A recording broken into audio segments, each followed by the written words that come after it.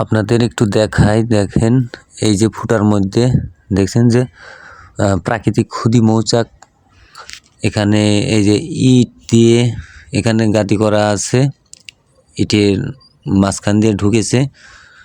দেখেন আসলে এই মৌচাক থেকে এখন আমরা মধু সংগ্রহ করব, আপনাদের একটু দেখানোর চেষ্টা করব কিভাবে প্রাকৃতিক ক্ষুদি মৌচাক থেকে আমরা মধু সংগ্রহ করি। আসলে ইটগুলো সরাতে হবে।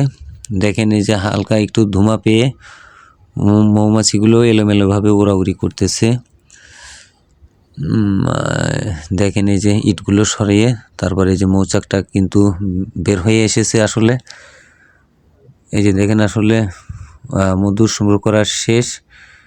আসলে এখন সরিষার সিজন, সরিষা ফুল থেকে মধু সংগ্রহ চলছে।